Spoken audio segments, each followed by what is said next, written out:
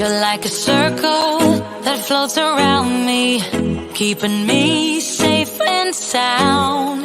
And when I fall, you tied a rope to me. You're blessing me every day.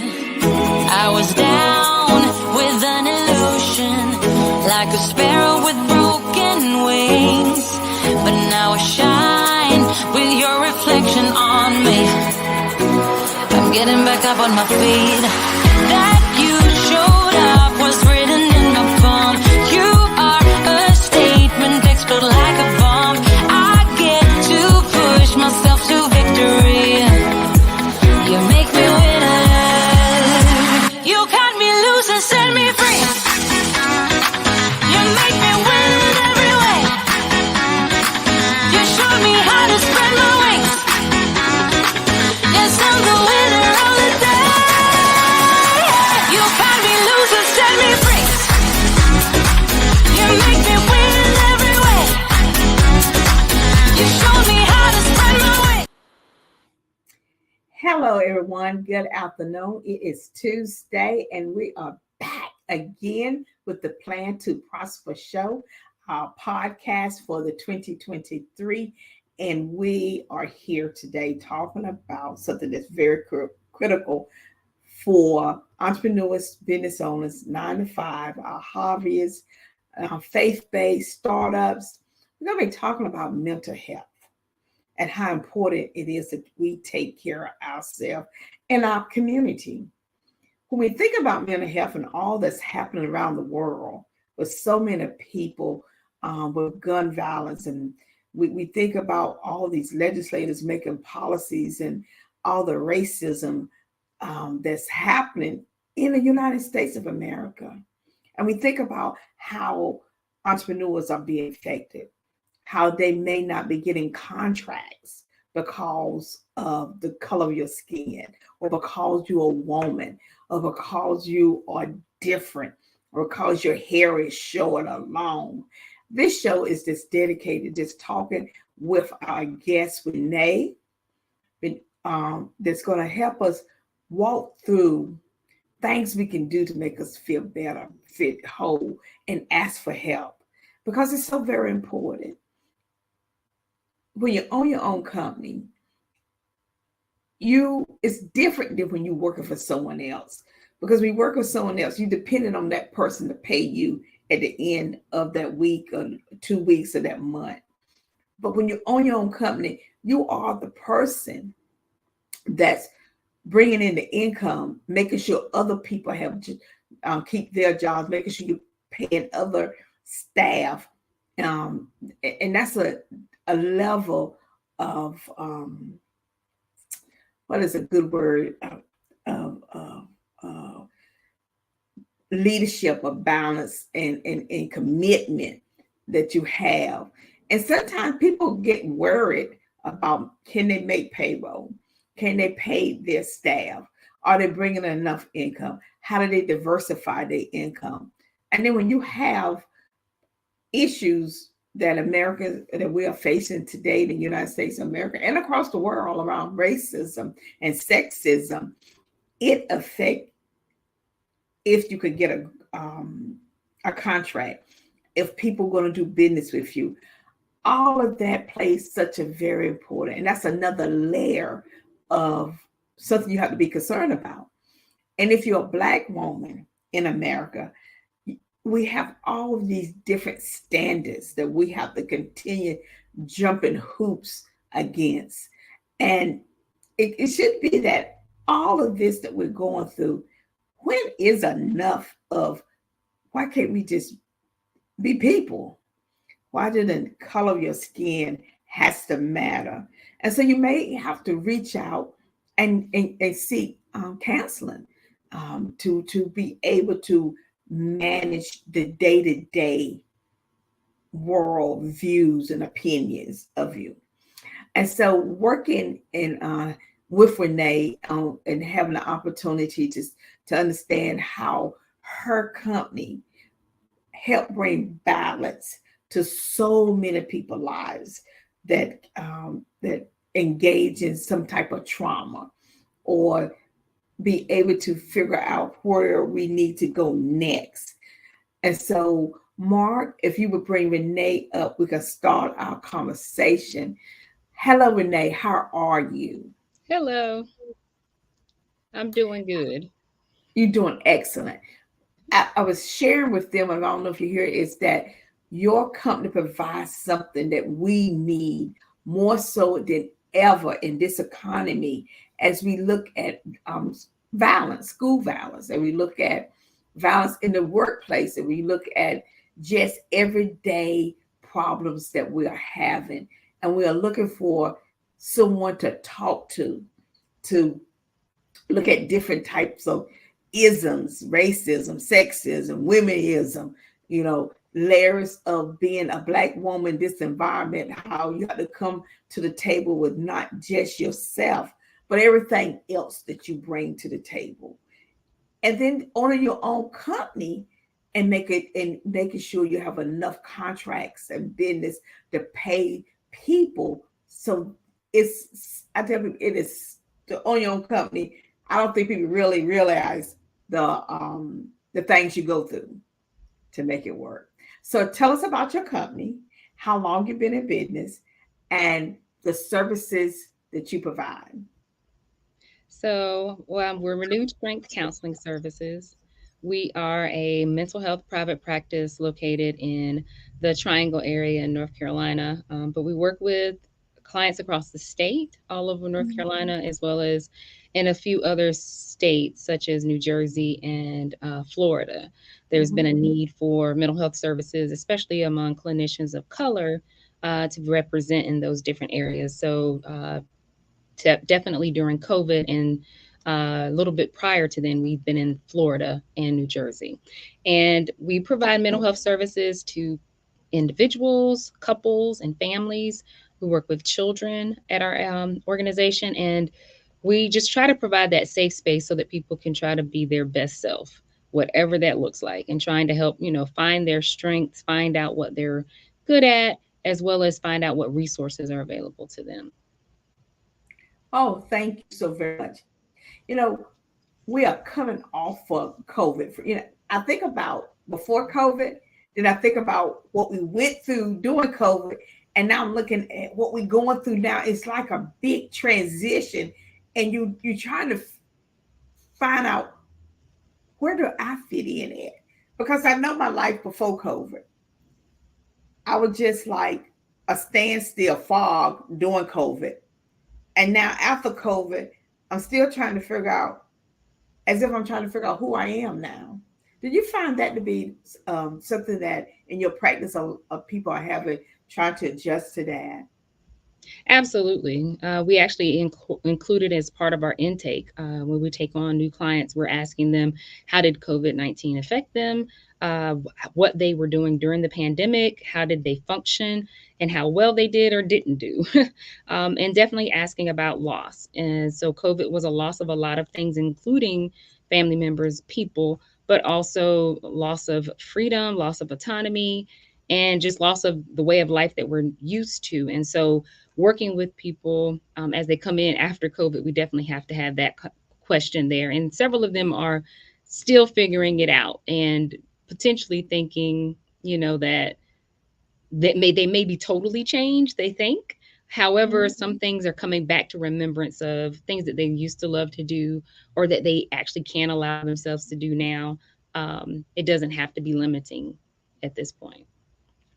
I think about this today is that we was had this life before COVID, and then now we was working from home, and now they're asking us to come back in the workplace, and we are like, that's going to be different now. It's like I end up being safe home, and I thought I was being productive, and now you're asking me to come back to environment. But now in the workplace, you see how many people are being killed in workplaces and kids at school. But you just think about just two major shootings in the last couple of weeks. But Mhm. when we was home, we was safe. Now you asking me to come back into a world that's not safe.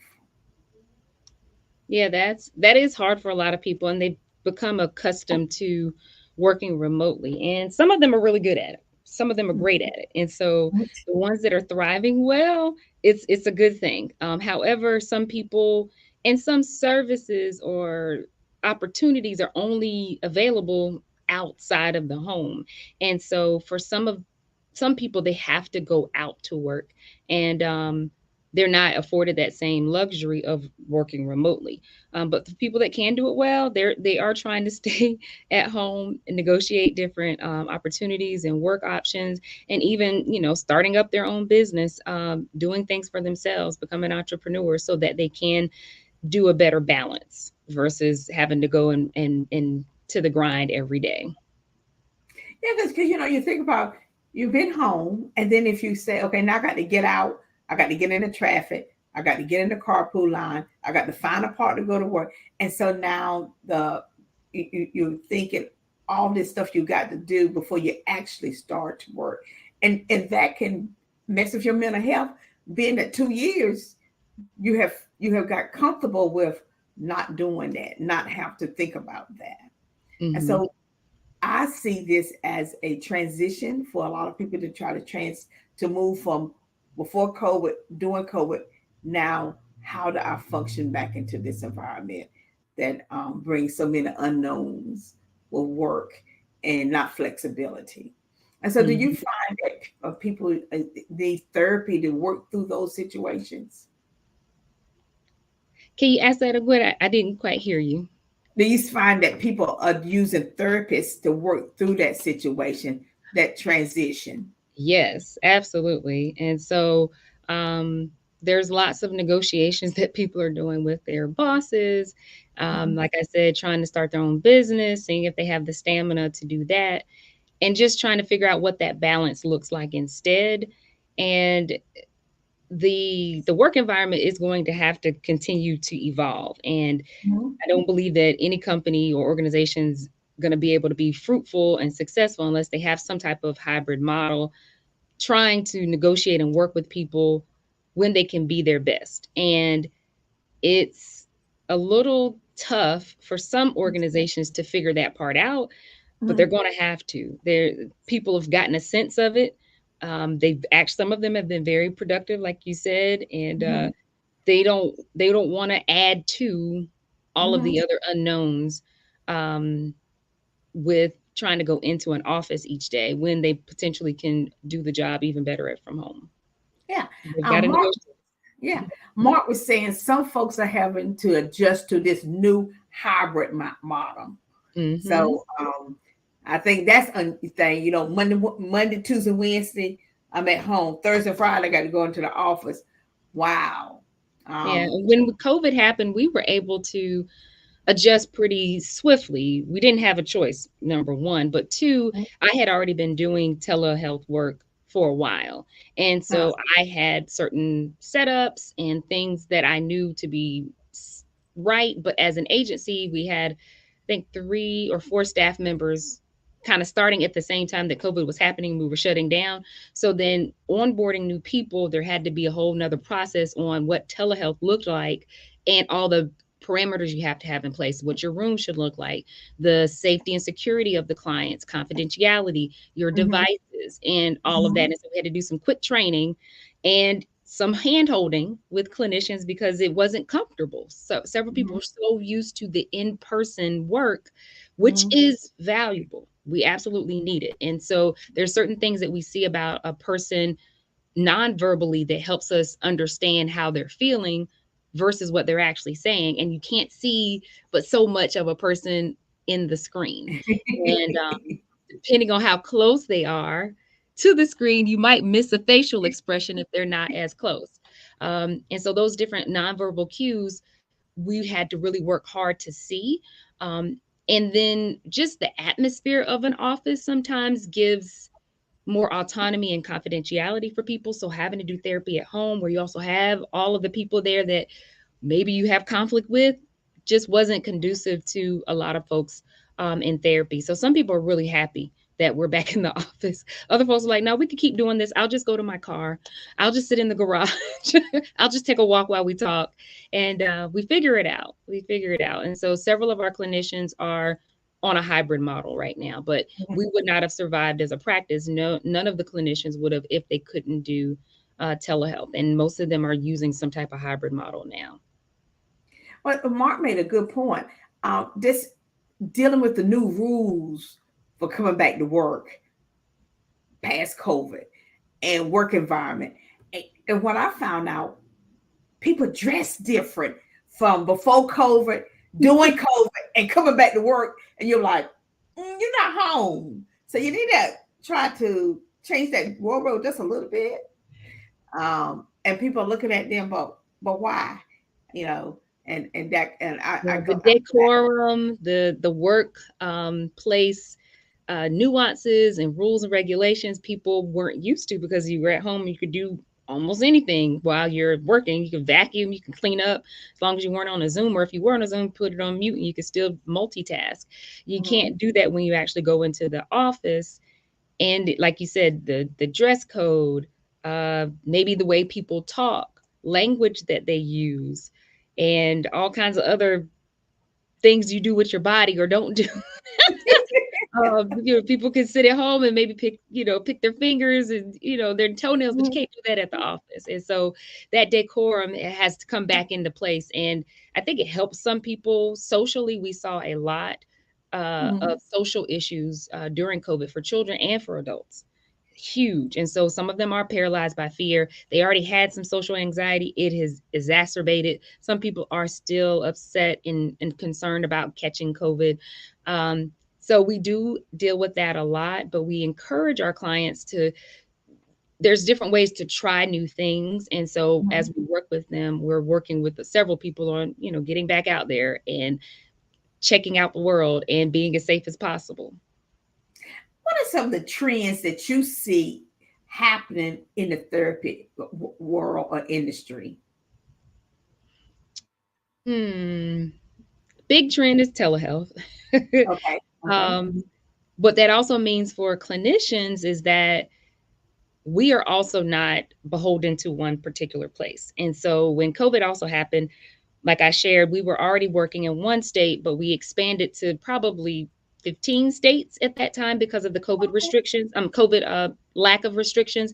They just needed clinicians, they needed nurses, doctors, anywhere. So as long as you could prove that you had a license in one state, you could practice somewhere else virtually as well. And so we hopped on a lot of those options. That's why we're still in New Jersey now, because there's a definite need there for those clinicians. And so what that ended up happening for people is that, okay, instead of me having to apply for another board license, I can just work in that other state for this period of time. But once that changed, we all got used to having clients in multiple states, maybe clients overseas. I still have some clients overseas. I had them before COVID. I got more during COVID, and I still have them. But there's certain jurisdictions and regulations that I have to follow in order to see them legally and within compliance. But what we ended up finding out, several clinicians, we have a bug to see the world and travel as well. So if I go to New Jersey, I want to be able to still see my clients in North Carolina. I want to still be able to see my clients that live in Japan or wherever. And we wanted that type of autonomy. So now you're seeing that there are different boards that have these compacts now where clinicians can get one license in one state, but it covers them from multiple states. And so the sky is the limit on travel. The sky is the limit on types of clients. And if you have a certain niche and maybe you do something very specific with couples, you could see all couples in North Carolina with that same niche, but also Virginia, Texas, and Wyoming, if you were licensed there. Social workers, I'm a licensed clinical social worker, so we're a little bit behind on that game. The clinical mental health counselors have their compact rolling, and it's a beautiful thing. So we are following suit. And so you'll see that a lot more where people will look for a clinician. It's not going to matter what state they're in, as long as that person meets their needs in that niche that they're looking for. Maybe they want somebody that works with children and has a focus with trauma. Maybe they want somebody that works with women and perinatal mental health, but they can't find anybody that looks like them in their state. Well, I can get licensed in their state, and I'll be a clinician of color that they could access potentially. Oh, I'm glad you mentioned that. So Mark wants you to talk more about telehealth and how the youth engaged in telehealth. And is that something they're comfortable with because they tech savvy, or do you find that they still want to come in? The children are kind of a mixture. So if they don't have enough privacy, they're going to want to come in. Okay. And of course, as a parent, when you set somebody up with, you set a child up with an adult to talk to, you're going to want to know, what are they talking about? What's going on? It makes sense, right? But that time with the clinician has to be confidential, but you want to make sure they're safe. So that makes sense. So we do see some kids that want to come in. Some practices have gone totally virtual, and they have certain things in place for children where kids, and we have that in our practice too, where we have certain kits that we share with the parent. These are the things you'll need to get if they're going to only be virtual. They need color pencils, they need this notebook, they need these types of papers, and I'm going to actually mail some other items to you, some worksheets and things like that we'll work on throughout the time. And yes, you're right, kids are tech savvy, so we've done trainings for our clinicians with other practices who are really good with the telehealth process Mhm, and play mhm, therapy with children, and mhm, they have mhm. certain methods that they've taught us. But we've also done some other internal training where we're teaching the clinicians how to use some technology, interactive screens and work, all kinds of little games and things like that our clinicians can use that keep the kids engaged. And so yes, and we also know time wise, a lot of times our sessions are about an hour, about 45 minutes to an hour. We're going to keep the children's time low on like 5 minutes or lower so that they can stay engaged as much as possible, and then they're on to the next thing. We don't want to take up a lot of their time because their attention span is not but so long. Oh, so how much has technology helped this field? Do you think that technology is reaching people that otherwise cannot come in? Like, I'll give you a good example: rural areas.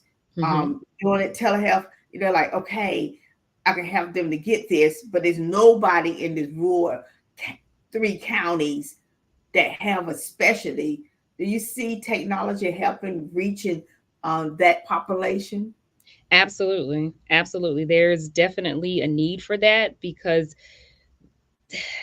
I'm in the triangle area. So in our area, there are a multitude of specialties and clinicians and doctors. If you need a specialty for a particular surgery or whatever, you're going to find that person. In those rural areas, you're going to have to travel to our area to get those people. And so the technology has brought our specialties, our knowledge base, our experiences to them, whereas they don't have to travel in or not get that specialty in their zone, in their area. And so I think it's been a huge help to really get the services to where they're needed.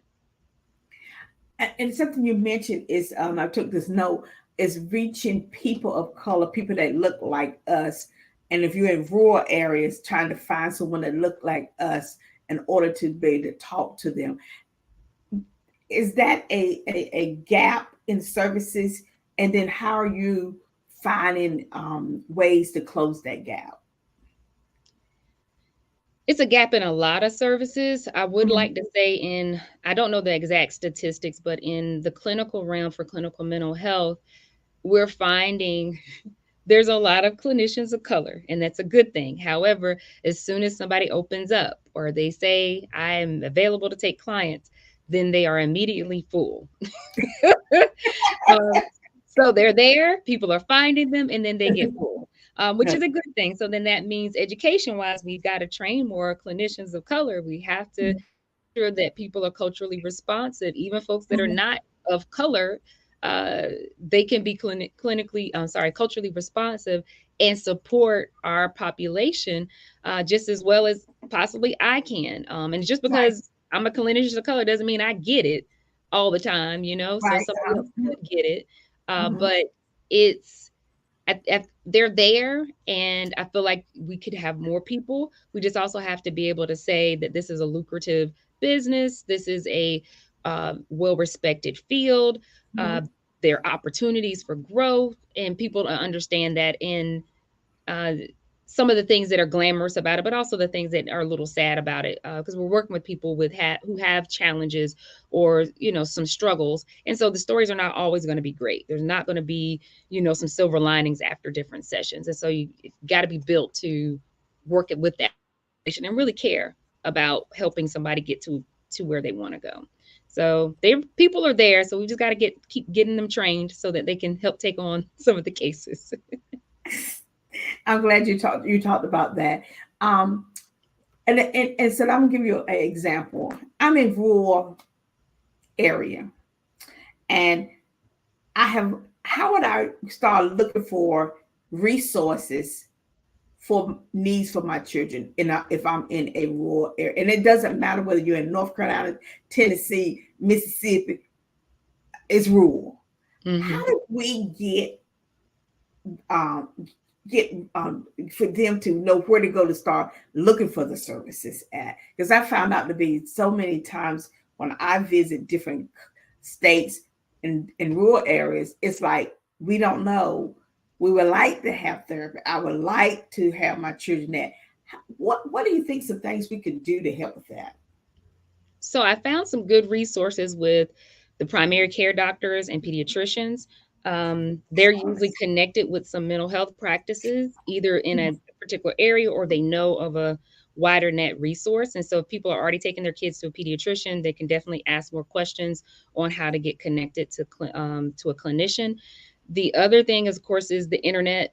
It's right there at their fingertips. And so let's say they're looking for um, a Hispanic, Spanish speaking, Hispanic female who Mm-hmm. specializes in EMDR with children. They can literally Okay. search for that in their area. Now, mind you, it may not pop up in the rural area, but they can say in their state, in Tennessee. Okay. Okay. And it's possible that that person has set their system up so that they can be searchable that way. I know we're searchable in our area for Black therapists, which Okay. is pretty broad. We can Mm-hmm. pare it down some, but that's one of our search top targets.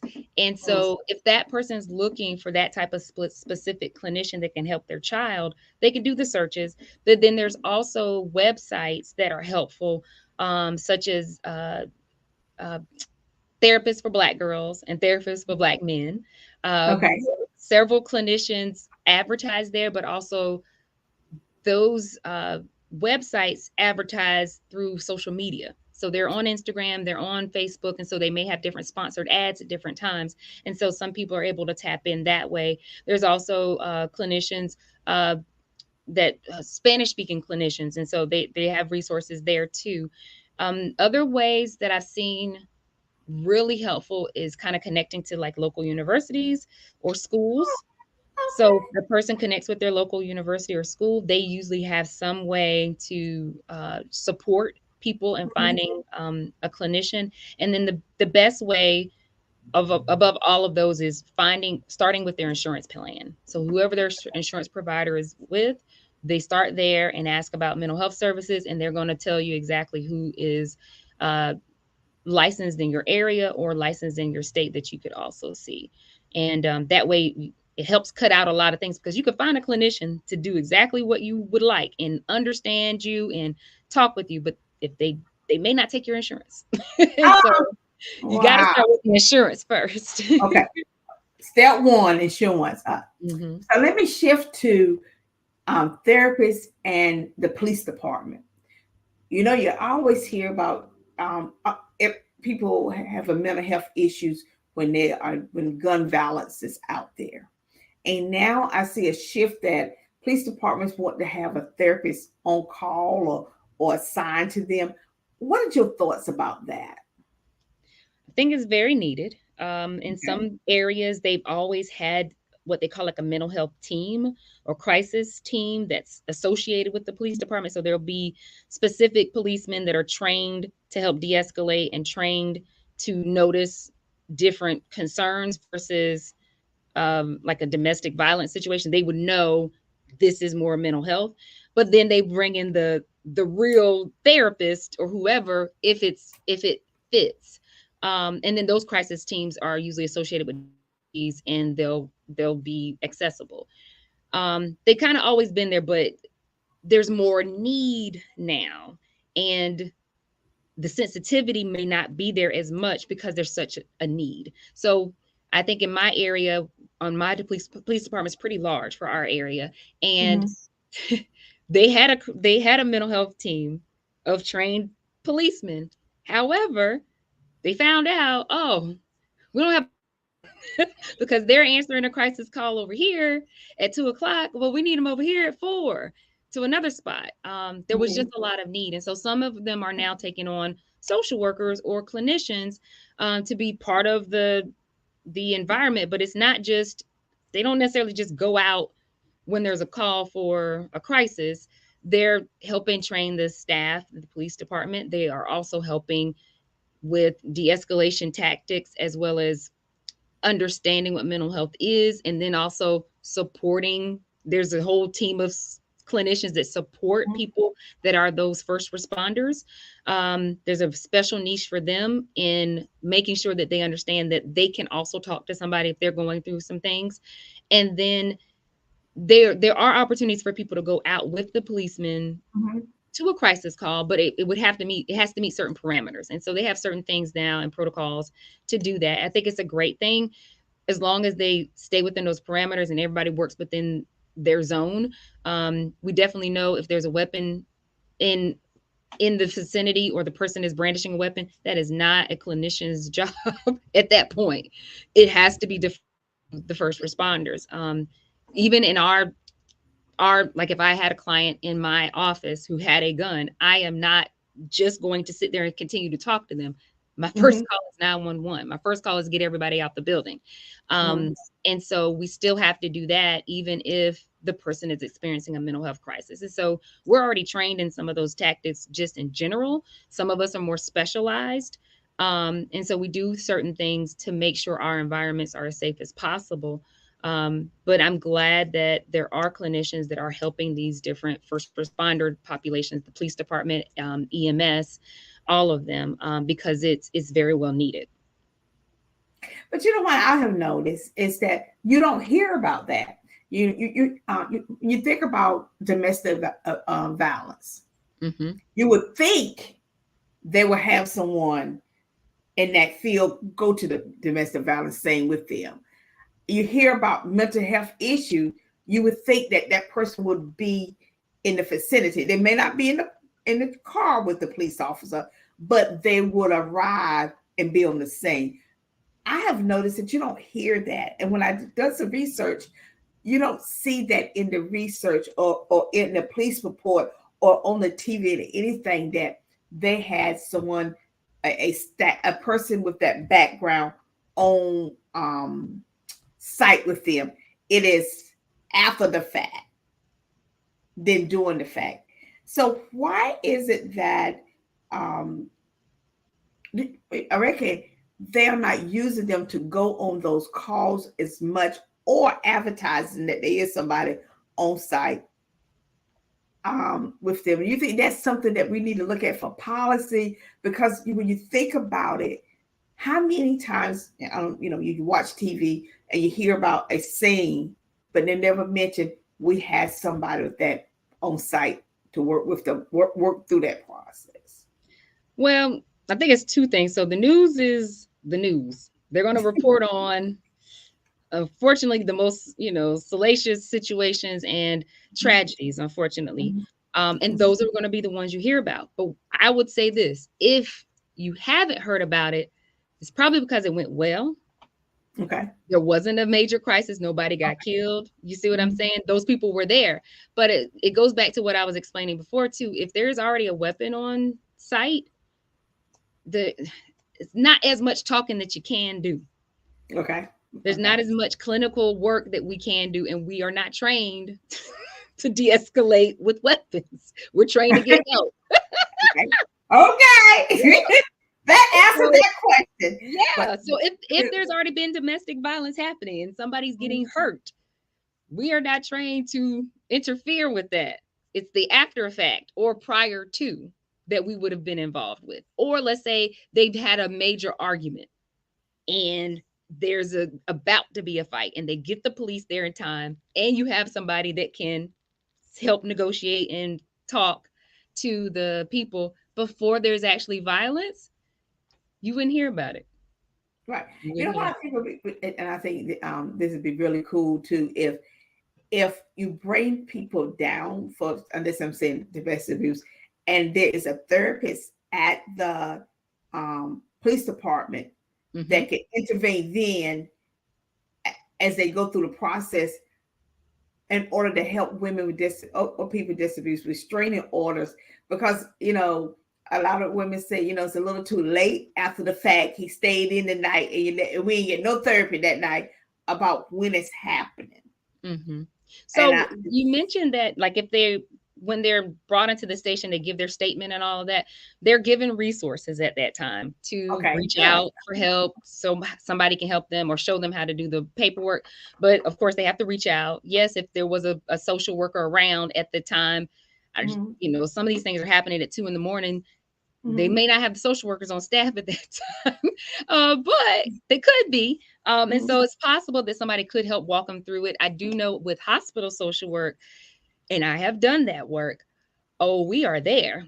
We are there Okay. 24/7. There is somebody at the hospital. So if somebody's actually gotten hurt, there will be a social worker that comes in, talks to them, with this domestic situation, and gives them all the paperwork, and will walk them through it if they are ready. But if they aren't willing to, or if they want more time, we can't press but so much, but we can give all the resources in the world. And so that the hospital is usually that zone where we would have more jurisdiction, and they're going to be more of us there than at the actual police department. Okay. Mm-hmm. Let's talk about therapists in the homeless. Okay. Okay. Let's think about the high level homelessness that's in America, and the need to have the. Is it that you think therapy? I'm in this to me. I think if they go into homeless shelters and stuff like that, there should be somebody there to be there to work with them. Is that like a specialty that therapists can be part of, that the homeless population, and be at the shelters when they come in, and at least be there? You think that's Yeah. something that would help me Social understand that? workers are all over the homeless uh, work and the shelters and the services. And so most of the time there are some social workers, even clinical mental health social workers, because social work it can be clinical, but it also can be administrative or a macro practice. And so I've actually worked with the homeless population before, as you shared with the shelter. I worked in Baltimore, and God bless, I will say, God bless the city of Baltimore as well as DC. There's a huge homeless population. So there are a lot of services for people there. And so people do get mental health services. They are connected with a counselor. They're also connected with a social worker or somebody else that helps, a case manager that helps them get as many services as they need. And it is a huge area. It is a hard area to work in, because the people that work there are going to see a lot of trauma, a lot of Mm-hmm. sadness, a lot of sad stories. And Mm-hmm. it's a hard area to say, I want to, I want to have a success story, right? You want to help people. And Mm-hmm. so if you don't see many gains, or you see the Mm-hmm. person going through the same thing over and over and over again, they've got evicted another time, or their family members won't help them out, or they lost another job and they've got to go back to the street, or they have to come back into the shelter. It is a hard cycle. And in that work, it can be very rewarding and supportive of the people that are suffering through homelessness. But we see a lot of mental health challenges as well, especially when we don't have facilities that are equipped to help them more long term or more intensively, case managers to help them figure things out, and live life successfully. They're going to unfortunately fall into that homeless cycle sometimes. Oh yeah. One of the things is something that Mark was saying is, how often do we hear about folks who should have had therapy after the fact, after something happened? The warning signs are there, but no one did anything. It was like, okay, we're gonna talk to the person. We're gonna do something. And I know you can't fix everything in 45 minutes of talking, but I just like the fact that we're educating people to say, we hear you. There are services out there. Let's try to figure out how we can maneuver around the system to get services. But at the same time, it has to be a win-win, where people want it and get it, and then we do something about it. For instance, if you know people having mental health issues and you are not certified with that, then turn them into a police officer. Can you turn them in? What can you do? And just try to help us do our part to be Hmm. safe. And Yeah, sometimes mhm, I that kind may of you understand. go. You want people to get the help, but for whatever reason, they're not getting it until, Mhm, like you said, there are crises or things that happen. So I would say also that I think people are getting help. mhm, Um, they may not stay consistent with the help, mhm, and the, there's this. So I'll say this: we want people to take medicine, right? If a person has diabetes, it's good if they take their medicine so they keep their blood sugar low, right? right, They correct. get a Mhm, choice. They don't have to mhm, buy the medicine. They don't have to take the medicine. They can eat whatever they want, or they can follow the doctor's recommendations. right. Therapy's the same way. People may be prescribed meds. They may be suggested to have certain sessions, but it's not as likely to be mandated to go to therapy sessions for people unless they've committed a crime. The courts can't always mandate that. And so once they've committed a crime, if they have an addiction, if there's some other type of concern, they could mandate that they have certain court ordered therapy sessions, but those are usually time limited, short term. Uh-huh. And so that's where we have different setups in school systems to help catch the kids who are struggling, to make sure they get referrals, to support them in the school if we can. And so some schools do have mental health therapy available in the school for kids, or an Mhm, easy access for the parents. And then, like I said, people get to choose. And so we have to really work on making sure there's no stigma associated with therapy. So, yes, these tragedies can happen, but we can't always say they might have had a mental health issue, because then people are going to be like, well, I can't go see a therapist because they're going to think I'm going to, go mhm, hurt somebody.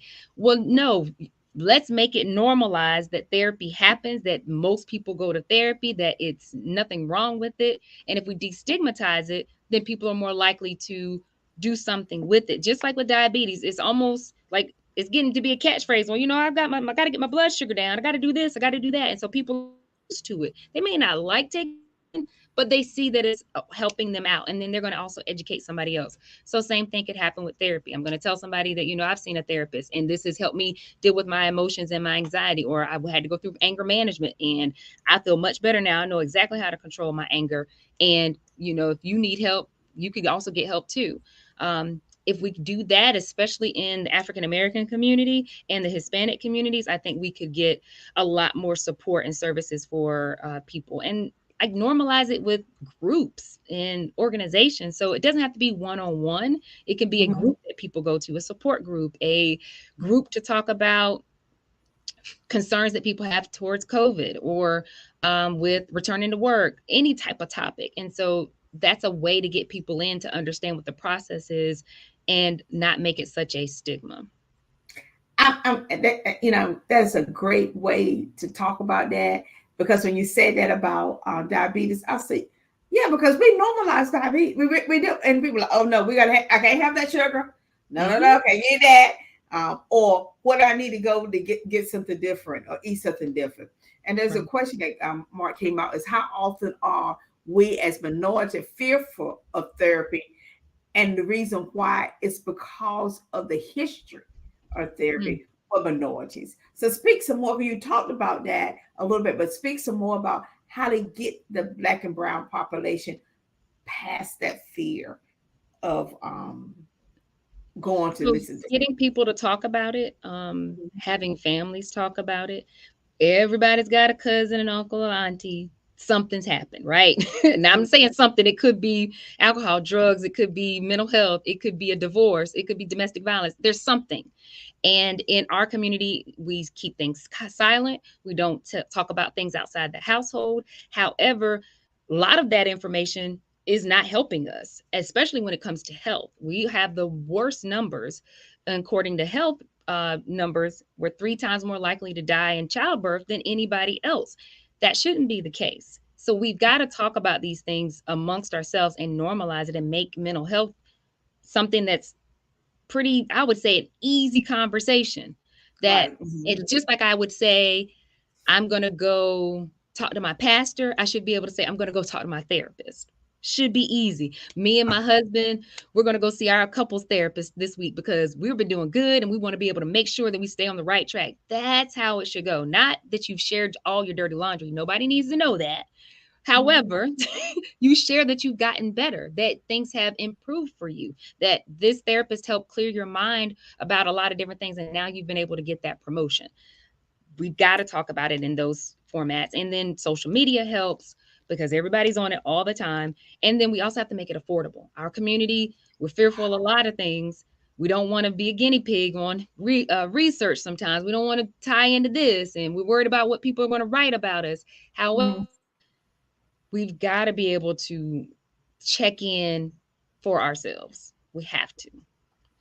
Oh, that is so very. It's almost like we need to be on these speaking tours, talking about mental health and normal. Just like when you go, okay, we're going to have every time they say we're going to have a health fair, they do diabetes, they do blood pressure, cholesterol. Where's the mental health person at? Somebody get them over there too. I'm glad you just said that because I thought about you don't see that there, but we give me a blood pressure, give me a high, give me that. But that should be included. I've been trying to do that as an agency, trying to get into as many health fairs as we can. And some of them are, inviting us, some are not. But I also try to make it as interactive as possible. So I will bring coloring books. I will bring paint. I will bring stress balls or whatever I need to bring so that I can show people just because you come in the room doesn't mean we're talking about doom and gloom. We might be talking about how to prosper your life. We might be talking about how to increase your stamina to be able to, get to the next level of different things. It does not have to be, we are talking about tragedies or crises all the time. And so if we can do more of that and we get invited into those spaces, I know there are going to be different clinicians that want to come and we want to share and we want to continue to help. And we have to utilize places that already have us there, so to speak. So the churches, the schools, the universities, we've got to be in there. And there's a few foundations that actually offer free therapy. There is the Loveland Foundation and the Boris Lawrence Henson Foundation. They both offer vouchers for free therapy. Now, Loveland specializes with mainly women, but BLHF will help with men and groups as well. But the BLHF Foundation is founded by Taraji P. Henson, and she's put together a new campaign where she's going to be taking these, I don't know what they're called, but they're like these self-help wellness pods to these different HBCUs. And so it's basically a whole little unit. I want to say what are those things? The truck things, the back of the truck. Right. I didn't talk about the med clinics like in the back because I've seen so they're going to take the hubs. Place it there. They're going to put pods in, music, all kinds of health and wellness. And it's all geared around mental health. All geared around mental health. And I was like, we need more of that so that it doesn't seem so stigmatizing and so ostracizing. Make it normal. We talk about preventive heart disease, preventive diabetes, preventive cholesterol. We always talk about you get your wellness checkup and you can be prevented. We need to start talking about having some preventive mental health issues. What can we do to prevent that, please? Because I just thought about that. Some of these corporations say, if you do this for preventive health, you get so many points, and you can go shop in a book and get some stuff. I'm like, well, why can't we do preventive mental health? Yeah, those are a lot of times based on metrics. And so they want to make sure they have less people with diabetes because they're expensive to cover. The middle part, they don't really have, they just have a little coaching, and they do have employee assistance programs. So some people will have that, but there's no incentives. It's just a free session. It's not like you're going to get extra points or a discount on your insurance because you go to a therapy session. But I think that's a great idea. I think it absolutely is. And I want to share this with our audience. Therapists have therapists.